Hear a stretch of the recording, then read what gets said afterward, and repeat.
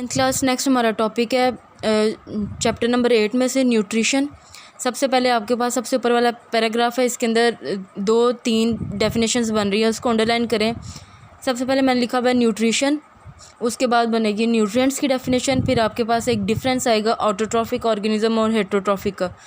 खाली डेफिनेशन भी आ सकती है कि define autotrophic organism, define heterotrophic, और आपको डिफरेंस भी पूछा जा सकता है कि ऑटोट्रॉफिक और हेटरोट्रॉफिक में डिफरेंस बताएं, फिर आपने लाइन लगा के लिखना है। 2-2 नंबर का ये क्वेश्चन आता है, लॉन्ग ये नहीं आता। सबसे पहली definition nutrition, the process in which food is obtained और prepared, absorbed and converted into the body substances for the growth and energy.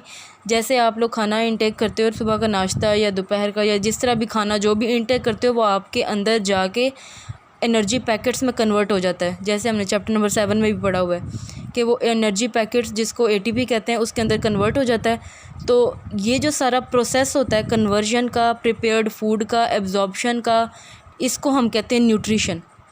मैं एक दफ़ा फिर लाइन पढ़ रही हूँ, the process in which food is obtained और prepared, absorbed and converted into body substances for the growth and energy.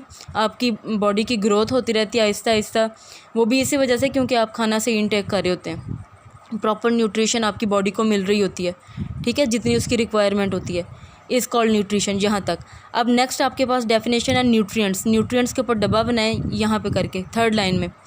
Nutrients are the elements and compounds that an organism obtain and uses for energy or for the synthesis of new material। ऐसे elements या ऐसे compounds जो जिनकी organisms को ज़रूरत होती है body के अंदर, ताकि उससे कोई नई चीज़ें बनाई जा सके, नई सिंथेसिस हो सके बॉडी के अंदर अपनी एनर्जी को अवेल करने के लिए, इनको न्यूट्रिएंट्स कहते हैं। ठीक है, जितने भी आप लोग खाने वाली चीज़ें खाते हैं उसके पीछे सारा वो लिखा हुआ होता है, टेबल सा बना हुआ होता है कि इसमें कौन कौन से न्यूट्रिएंट्स हैं, कौन कौन से नहीं। ठीक है, अच्छा जी। उसके बाद नेक्स्ट हमारे पास पैराग्राफ है जिसके अंदर पहले 3 लफ्ज़ काट दो, वी नो दैट, इसको काट दो। ऑटोट्रॉफिक ऑर्गेनिज़म्स के ऊपर डब्बा बनाएं। ऑटोट्रॉफिक ऑर्गेनिज़म, ये एक आपको डिफरेंस बता दूं, ऑटोट्रॉफिक का मतलब होता है ऐसे ऑर्गेनिज़म जो अपनी खुराक खुद तैयार करते हैं, जैसे पौधे हैं। ठीक है, इनको पानी मिल जाता है, हवा मिल जाती है और रोशनी मिल जाती है, अपनी खुराक खुद तैयार कर लेते हैं। हेटरोट्रॉफिक वो ऑर्गेनिज़म होते हैं जो खुद खुराक तैयार नहीं करते, बल्कि ये डिपेंड करते हैं। हेटरोट्रॉफिक में एनिमल्स आ जाते हैं। एनिमल्स अपने फूड खुद प्रिपेयर नहीं करते, ना इंसान अपनी फ़ूड खुद प्रिपेयर करते हैं। हम सिर्फ उस फूड को पकाते हैं आगे से। वो जो फूड ऑलरेडी प्रिपेयर होती है हमारे पास आती है, हम सिर्फ उसको पकाते हैं। ठीक है, तो असल में जो प्रोड्यूसर्स हैं, जो अपनी फ़ूड को बनाने वाले हैं, वो ऑटोट्रॉफिक होते हैं और वो प्लांट्स होते हैं, उनको प्रोड्यूसर्स भी कहते हैं। अच्छा जी।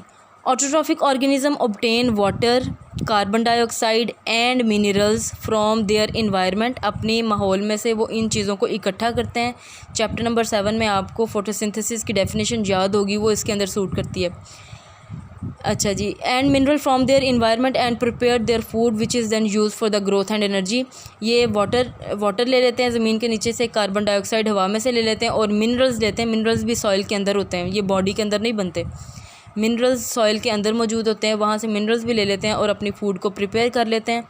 इनके अंदर चूँकि कुदरती क्लोरोफिल भी मौजूद होता है, जिसकी वजह से इनकी फ़ूड प्रिपेयर हो जाती है, और उस फूड लेने की वजह से फिर इनकी ग्रोथ भी होती है और इनके अंदर एनर्जी भी आती है। नेक्स्ट डेफिनेशन है आपकी हेटरोट्रॉफिक ऑर्गेनिज़म। उसके आगे लिखा हुआ है ऑन द अदर हैंड, इसको काट दें। हेटरोट्रॉफिक ऑर्गेनिज़म के ऊपर डब्बा बनाएं। Heterotrophic organism obtain their food from other organisms and use it for the growth and energy. ये ऑर्गेनिज़म अपनी खुराक दूसरे ऑर्गेनिज़म से लेते हैं और तब इनकी ग्रोथ भी बढ़ती है और इनके अंदर एनर्जी भी आती है। जैसे हम लोग सब्ज़ियाँ पकाते हैं या फल लेते हैं, ये सारा कुछ हम प्लांट से लेते हैं, तो हम भी हेटरोट्रॉफिक ऑर्गेनिज़म हैं।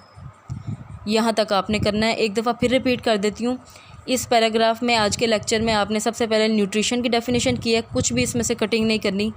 सेकंड डेफिनेशन है आपके पास न्यूट्रिएंट्स की।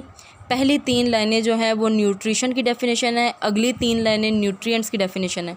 उसके बाद नेक्स्ट पैराग्राफ है, उसके अंदर ऑटोट्रॉफिक और हेटरोट्रॉफिक ऑर्गेनिज़म की डेफिनेशन है। क्लियर है जी यहाँ तक। उसके बाद यहाँ पे एक रिकॉलिंग का छोटा सा पैच है। Every organism needs food for the growth and energy and to function normally. ये आपने ऑब्जेक्टिव के तौर पे तैयार करना है, इसको याद नहीं करना। बस जी यहाँ तक आज आपका लेसन था।